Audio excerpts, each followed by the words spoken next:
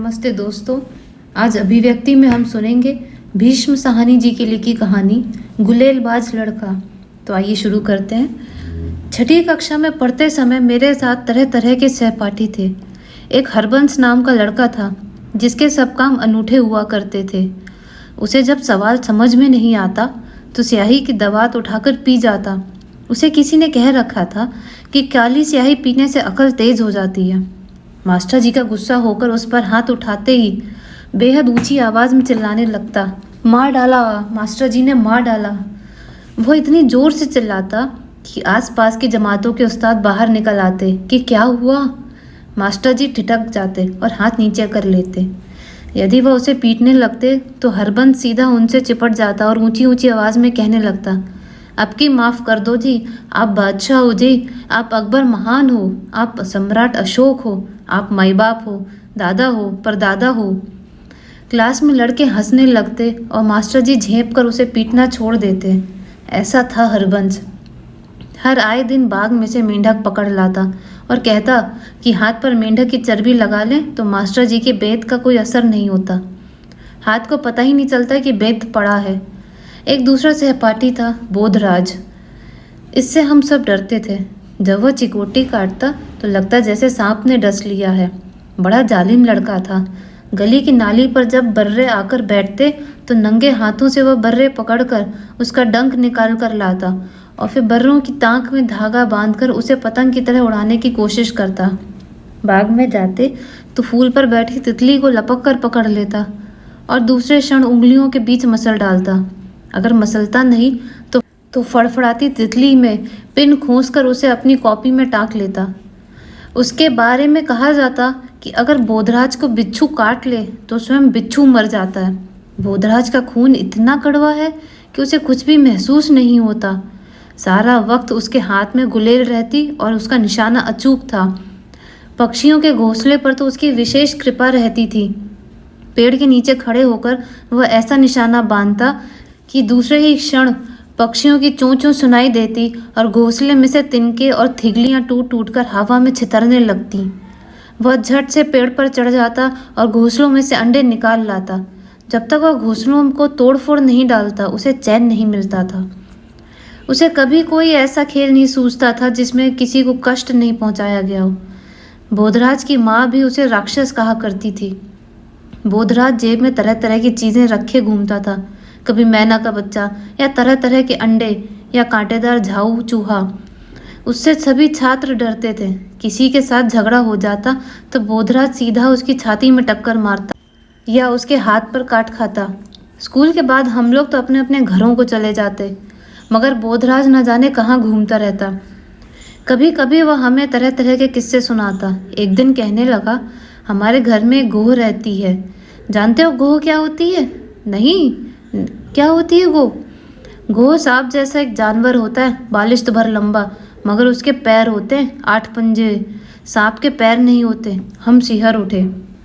हमारे घर में सीढ़ियों के नीचे गोह रहती है, वह बोला। जिस चीज़ को वह अपने पंजों में पकड़ ले वह उसे कभी भी नहीं छोड़ती।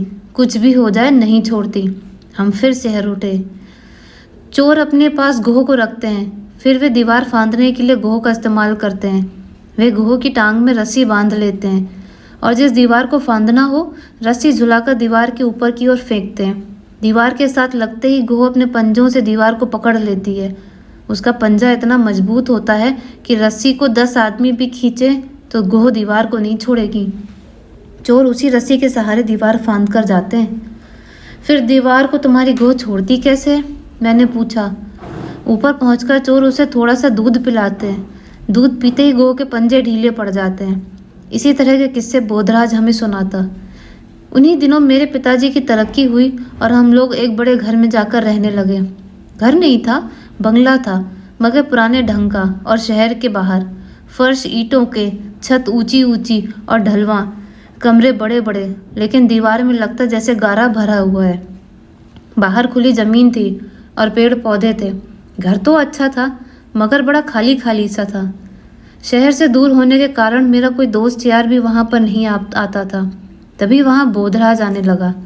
शायद उसे मालूम हो गया था कि वहाँ शिकार अच्छा मिलेगा, क्योंकि उस पुराने घर में और घर के आंगन में अनेक पक्षियों के घोंसले थे। आसपास बंदर घूमते थे और घर के बाहर झाड़ियों में नेवलों के 2 बिल भी थे। घर के पीछे हिस्से में एक बड़ा कमरा था जिसमें माँ ने फालतू सामान भरकर गोदाम सा बना दिया था। यहाँ पर कबूतरों का डेरा था। दिन भर गुटर गूं चलती रहती। वहाँ पर टूटे रोशनदान के पास एक मैना का घोंसला भी था। कमरे के फर्श पर पंख और टूटे अंडे और घोंसलों के तिनके बिखरे रहते। बोधराज आता तो मैं उसके साथ घूमने निकल जाता। एक बार वह झाऊ चूहा लाया जिसका खाला थूथना और कटीले बाल देखते ही मैं डर गया। माँ को मेरा बोधराज के साथ घूमना अच्छा नहीं लगता था, मगर वह जानती थी कि मैं अकेला घर में पड़ा पड़ा क्या करूँगा। माँ भी उसे राक्षस कहती थी और उसे बहुत समझाती कि वह गरीब जानवरों को तंग नहीं करे। एक दिन माँ मुझसे बोली, अगर तुम्हारे दोस्त को घोंसला तोड़ने में मज़ा आता है तो उससे कहो कि हमारे गोदाम में से घोंसला साफ कर दे। चिड़ियों ने कमरे को बहुत गंदा कर रखा है। मगर माँ, तुम ही तो कहती हो कि घोंसला जो तोड़ता है उसे पाप पड़ता है। मैं ये थोड़े ही कहती हूँ कि पक्षियों को मारें। यह तो पक्षियों पर गुलेल चलाता है, उन्हें मारता है। घोंसला हटाना तो दूसरी बात है। चुनांचे जब बोधराज घर पर आया तो मैं घर का चक्कर लगाकर उसे पिछवाड़े की ओर गोदाम में ले गया। गोदाम में ताला लगा था। हम ताला खोलकर अंदर गए। शाम हो रही थी और गोदाम के अंदर झुटपुटा सा छाया था। कमरे में पहुंचे तो मुझे लगा किसी जानवर की मांद में पहुंच गए हों। बला की बू थी और फर्श पर बिखरे हुए पंख और पक्षियों की बीट। सच पूछो तो मैं डर गया। मैंने सोचा, यहाँ भी बोधराज अपना घिनौना शिकार खेलेगा। वह घोंसलों को तोड़ तोड़ कर गिराएगा, पक्षियों के पर नोचेगा, उनके अंडे तोड़ेगा, ऐसी सभी बातें करेगा जिनसे मेरा दिल दहलता है। ना जाने माँ ने क्यों कह दिया कि इसे गोदाम में ले जाओ और इसे कहो कि गोदाम में से घोंसला साफ कर दे। मुझे तो इसके साथ खेलने का भी मन नहीं करता और अब कहती हैं कि घोंसला तोड़ दो। मैंने बोधराज की ओर देखा तो उसने गुलेल संभाल ली थी और बड़े चाव से छत के नीचे मैना के घोंसले की ओर देख रहा था।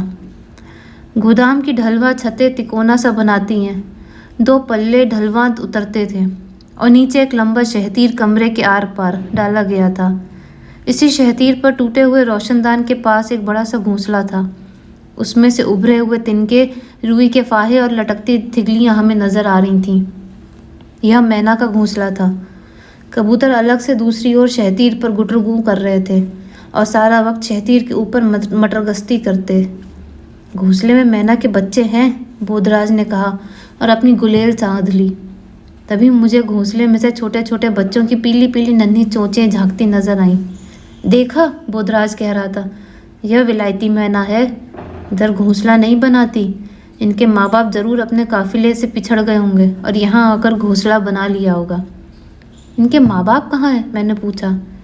चुग्गा लेने गए हैं, अभी आते ही होंगे, कहते हुए बोधराज ने गुलेल उठाई।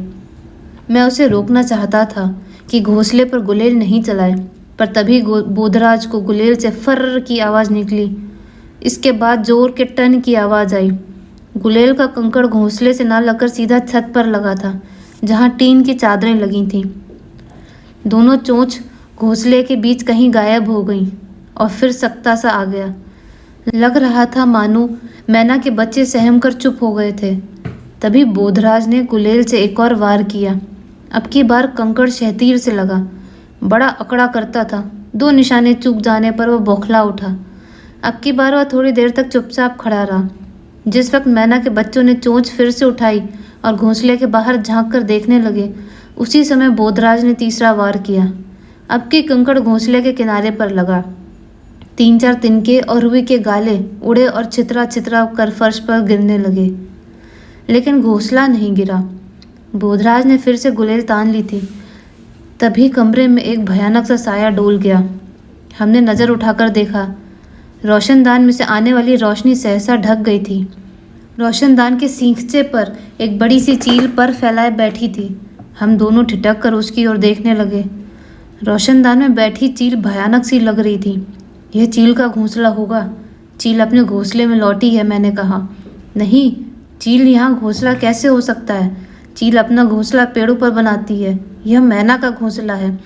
उस वक्त घोंसले में से चोंचों की ऊंची आवाज़ आने लगी। घोंसले में बैठी मैना के बच्चे पर फड़फड़ाने लगे और चिल्लाने लगे। हम दोनों निश्चित से खड़े हो गए, यह देखने के लिए कि चील अब क्या करेगी।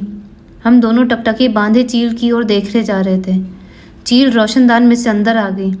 उसने अपने पर समेट लिए थे और रोशनदान से उतरकर गोदाम के आर पार लगे शहतीर पर उतर आई थी। वह अपना छोटा सा सिर हिलाती, कभी दाएं कभी बाएं देखने लगती। मैं चुप था, बोधराज भी चुप था। ना जाने वह क्या सोच रहा था। घोंसले में से बार बार चोंचों की आवाज़ आ रही थी, बल्कि पहले से कहीं ज़्यादा बढ़ गई थी। मैना के बच्चे बुरी तरह डर गए थे। यह यहाँ रोज़ आती होगी, बोधराज बोला। अब मेरी समझ में आया क्यों फर्श पर जगह जगह पंख और मांस के लोथड़े बिखरे रहते थे। जरूर हर आए दिन चील घोंसले पर झपट्टा मारती रही होगी। मांस के टुकड़े और खून सने इसकी चोंच से गिरते होंगे। बोधराज अभी भी टकटकी बांधे चील की ओर देख रहा था। अब चील धीरे धीरे शहतीर पर चलती हुई घोंसले की ओर बढ़ने लगी और घोंसले में बैठे मैना के बच्चे पर फड़फड़ाने लगी और चीखने लगी। जब से चील रोशनदान पर आकर बैठी थी, मैना के बच्चे चीखे जा रहे थे। बोधराज अब भी मूर्तिवत खड़ा चील की ओर ताके जा रहा था। मैं घबरा उठा। मैं मन में बार बार कहता, क्या फ़र्क पड़ता है अगर चील मैना के बच्चों को मार डालती है या बोधराज अपनी गुलेल से उन्हें मार डालता है। अगर चील नहीं आती तो इस वक्त तक बोधराज ने मैना के घोंसलों को नोच डाला होता। तभी बोधराज ने गुलेल उठाई और सीधा निशाना चील पर बांध दिया। चील को मत छेड़ो, वह तुम पर झपटेगी, मैंने बोधराज से कहा। मगर बोधराज ने मेरी बात नहीं सुनी और गुलेल चला दी। चील को निशाना नहीं लगा। कंकड़ छत से टकराकर गिर गया। चील ने अपने बड़े पंख फैलाए और सिर नीचे कर घूरने लगी। चलो यहाँ से निकल चले, मैंने डर कर कहा। नहीं, हम चले गए तो चील बच्चों को खा जाएगी। उसके मुंह से यह वाक्य मुझे बड़ा अटपटा लगा। स्वयं ही तो घोंसला तोड़ने के लिए गुलेल उठा लाया था। बोधराज ने एक और निशाना बांधा, मगर चील उस शहतीर पर से उड़ी और गोदाम के अंदर पर फैलाए तैरती हुई सी आधा चक्कर काटकर फिर से शहतीर पर जा बैठी। घोंसले में बैठे बच्चे बार बार चों चों किए जा रहे थे। बोधराज ने झट से गुलेल मुझे थमा दी और जेब से 5-7 कंकड़ निकालकर मेरी हथेली पर रखे। तुम चील पर गुलेल चलाओ, चलाते रहो, उसे बैठने नहीं देना, उसने कहा और स्वयं भागकर दीवार के साथ रखी मेज पर एक टूटी हुई कुर्सी चढ़ा दी और फिर उछलकर मेज पर चढ़ गया और वहां से कुर्सी पर जा खड़ा हुआ। फिर बोधराज ने दोनों हाथ ऊपर को उठाए। जैसे तैसे अपना संतुलन बनाए हुए उसने धीरे से दोनों हाथों से घोंसले को शहतीर पर से उठाया और धीरे से कुर्सी पर उतरकर मेज पर आ गया। घोंसलों को थामे हुए उसने छलांग लगा दी। चलो बाहर निकल चलो, उसने कहा और दरवाजे की ओर लपका। गोदाम में से निकलकर हम गैराज में आ गए। गैराज में ही एक बड़ा दरवाज़ा था और दीवार में छोटा सा झरोखा। यहाँ भी गैराज के आर पार लकड़ी का एक शहतीर लगा था। यहाँ पर चील नहीं पहुँच सकती, बोधराज ने कहा और इधर उधर देखने लगा। थोड़ी देर में घोंसले में बैठे मैना के बच्चे चुप हो गए। बोधराज बक्से पर चढ़कर मैना के घोंसले में झांकने लगा। मैंने सोचा अभी हाथ बढ़ाकर दोनों बच्चों को एक साथ उठा लेगा, जैसा वह अक्सर किया करता था। फिर भले ही उन्हें जेब में डालकर घूमता फिरे, मगर उसने कुछ नहीं किया। वह देर तक घोंसलों के अंदर झांकता रहा। फिर बोला, थोड़ा पानी लाओ, इन्हें प्यास लगी है, इनकी चोंच में बूंद बूंद पानी डालेंगे। मैं बाहर गया और एक कटोरी में थोड़ा सा पानी ले आया। दोनों नन्हे बच्चे चोंच ऊपर उठाए हाँफ रहे थे। बोधराज ने उनकी चोंच में बूंद बूंद पानी डाला और बच्चों को छूने से मुझे मना कर दिया, ना ही स्वयं उन्हें छुआ। इन बच्चों के माँ बाप यहाँ कैसे पहुँचेंगे, मैंने पूछा। वे इस झरोखे में से आ जाएंगे, वो इन्हें अपने आप ढूंढ लेंगे। हम देर तक गैराज में बैठे रहे। बोधराज देर तक मंसूबे बनाता रहा कि वह कैसे रोशनदान को बंद कर देगा ताकि चील कभी गोदाम के अंदर ना आ सके। उस शाम वह चील की ही बातें करता रहा। दूसरे दिन जब बोधराज मेरे घर आया तो ना उसके हाथ में गुलेल थी और ना जेब में कंकड़, बल्कि जेब में बहुत सा चुग्गा भर कर लाया था। और हम दोनों देर तक मैना के बच्चों को चुग्गा डालते रहे और उनके करतब देखते रहे। तो दोस्तों, ये अंत था इस कहानी का। साथ जुड़े रहिए एक नई कहानी के लिए।